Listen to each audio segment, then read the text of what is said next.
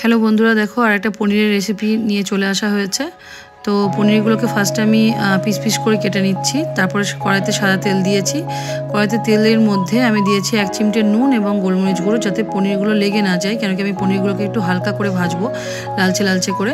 তো পনির যাতে লেগে না যায় তাই জন্য আমি পনিরের আগে আমি একটু গোলমরিচ গুঁড়ো আর নুন দিয়ে দিয়েছি। তোমরা এমনিও ভাজতে পারো। তো আমি পনিরগুলোকে দেওয়ার পরে হালকা হাতে আমি একটু নেড়ে নেবো, একটু লালচে লালচে হবে। বেশ কিছুক্ষণ নেড়ে নেবো। বেশ কিছুক্ষণ বলতে মোটামুটি 2 থেকে 3 মিনিট মতো আমি নাড়বো পনিরগুলোকে। খুব বেশি ভাজা করেও ভাজবো না, পুড়ে গেলে পনিরের টেস্টটা চলে যাবে, খেতে ভালো লাগবে না। তো আমি পনিরটাকে ভালো করে ভেজে নিচ্ছি। এখন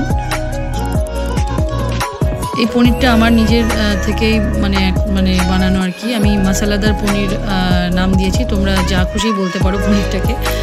তো বিভিন্ন রকম মশলা দিয়ে আমি পনিরটা করব আজকে। তোমরা দেখতে থাকো। দেখো পনিরগুলো ভাজা হয়ে গেছে হালকা লালচে করে, খুব বেশি করে ভাজিনি। আমি পনিরগুলোকে আবার তুলে নিচ্ছি তেল ছেঁকে ছেঁকে, কেন কি পনির থেকে এমনিতেই তেল বেরোতে থাকে। তো তাই জন্য আমি পনির থেকে তেলগুলোকে ছেঁকে তুলে নিচ্ছি। কড়াই থেকে পনিরগুলোকে তেল ছেঁকে তুলে নিচ্ছি।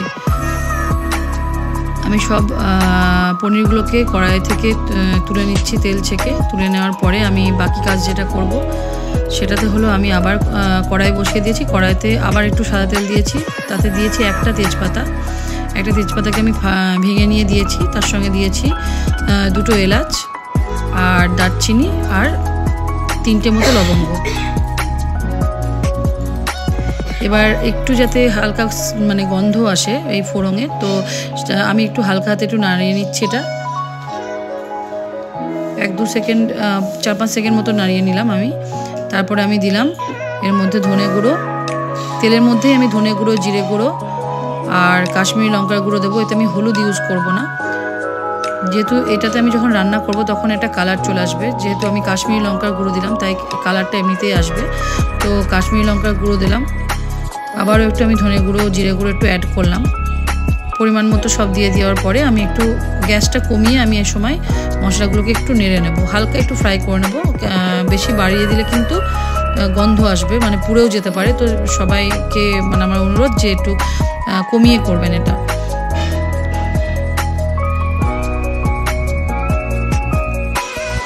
এরপরে আমি তেলের মধ্যে 1 চিমটে নুন দিয়ে দিলাম। আর এর মধ্যে আমি নুন দেওয়ার পরে একটু দিলাম চিনি।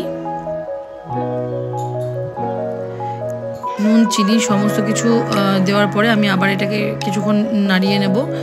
নাড়িয়ে নেওয়ার পরে আমি দিচ্ছি, দেখো এতে একটু টমেটো কেচাপ দিচ্ছি। আমার কাছে টমেটো ছিল না, তো টমেটোটা না থাকার জন্য আমি টমেটো কেচাপ দিচ্ছি এতে। টমেটো কেচাপ দেওয়ার পরে আমি আবার কিছুক্ষণ নাড়িয়ে নিচ্ছি এটাকে। যতক্ষণ না মশলাটা ভালো করে কষা হচ্ছে, তেল ছাড়ছে, আমি ততক্ষণ এটাকে নাড়িয়ে নেব। দেখো আমার তেল ছেড়ে এসছে। আবারও আমি একটু জল দিলাম, খুব সামান্য জল দিয়েছি। জল দেওয়ার পরে আমি আবার নাড়িয়ে নিচ্ছি। মশলাগুলো দাঁড়িয়ে থাকলে ভালো লাগবে না, এটা একটু বেশি মশলা দিয়ে করছি, যেহেতু মশলাদার পনির এটার নাম। তো মশলা দিয়ে করছি যেহেতু, সেজন্য মশলাগুলো যাতে দাঁড়িয়ে না থাকে, তাহলে খেতে ভালো লাগবে না কাঁচা হয়ে থাকলে। তো বেশ কিছুক্ষণ আমি কষাবো এটাকে।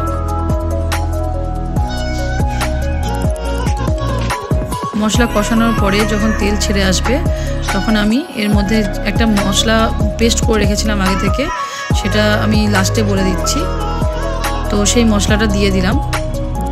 আচ্ছা, আমি এই মশলার মধ্যে আমি দিয়েছি কাজু, পোস্ত, 2টো এলাচ, ক্যাপসিকাম আর একটা কাঁচা লঙ্কা বাটা আর নারকেল বাটা, নারকেল বেটে দিয়েছি। সবগুলো একসঙ্গে আমি মিক্সিতে বেটে দিয়েছি। সেই মশলাটা আমি এখানে অ্যাড করে দিলাম।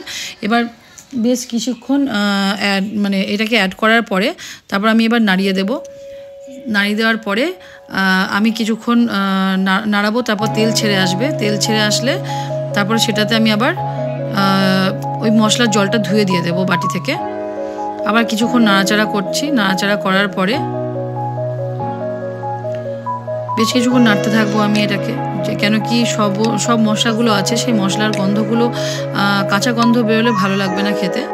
তো যার জন্য আমি কিছুক্ষণ নাড়িয়ে নিয়েছি। এবার আমি দিচ্ছি, দেখো তেলটা প্রায় মোটামুটি ছেড়ে এসছে।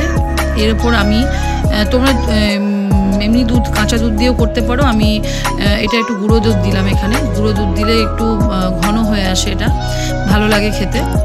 টেস্টটা একটু অন্যরকম হয়। তো আমি 2 থেকে 3 চামচ মতো একটু গুঁড়ো দুধ দিয়েছি, তোমরা চাইলে কাঁচা দুধও দিতে পারো, এমনি লিকুইড দুধও দিতে পারো। এবার আমি ভাজা মশলাগুলোকে অ্যাড করে দিলাম।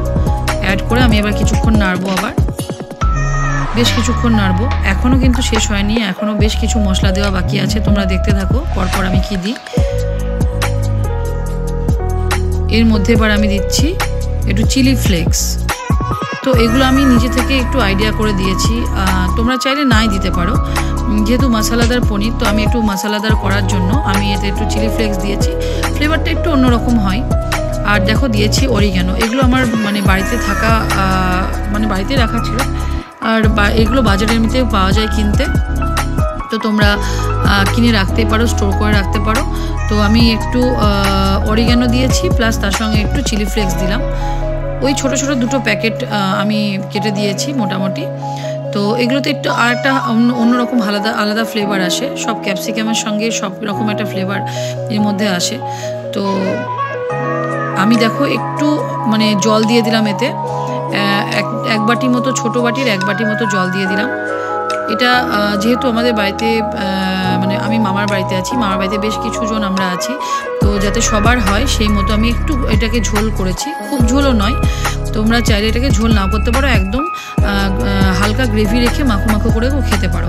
এবার দেখো আমি কাসুরি মেথিটাকে একটু ক্রাশ করে হাতে ক্রাশ করে নিয়েছি, তারপরে আমি সেটা দিয়ে দিলাম পনিরের মধ্যে, কেন কি ক্রাশ করলে গন্ধটা একটু ভালো আসে। নাড়া দেওয়ার পরে আমি একটু হাতে নাড়াচাড়া করে নিলাম আবার, তারপরে আমি কয়েকটা বাটারের কিউবস দিয়ে দিলাম। দেখো এটা দেখতে এত সুন্দর হয়েছে, অন্যরকম হয়েছে পনিরটা, একদম মশলাদার পনিরই বলতে গেলে। আমি একটু বেশ পরিমাণ মতোই একটু বেশি আর কি বাটার দিয়েছি, তারপরে 2টো কাঁচা লঙ্কা দিয়েছি, তোমরা চাইলে না দিতে পারো। কাঁচা লঙ্কাটা আমি ফ্লেভারের জন্য দিয়েছি, একটু গন্ধ ভালো হওয়ার জন্য। আর লাস্টে দিলাম গরম মশলা গুঁড়ো, আবারও আমি লাস্টে দিচ্ছি গোলমরিচ গুঁড়ো একটু অ্যাড করে দিলাম। এগুলো সব আমি ফ্লেভারের জন্য দিচ্ছি।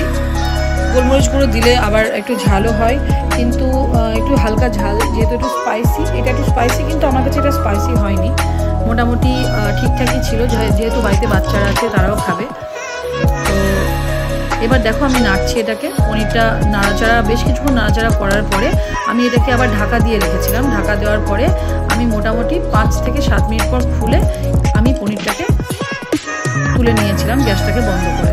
দেখো পনিরটা একদম হয়েছে জুসি, গ্রেভি, একদম মশলাদার যাকে বলে, তো তাই জন্য আমি এটা নাম দিয়েছি মশলাদার। অন্যরকম ভাবে তৈরি করা হয়েছে এটা।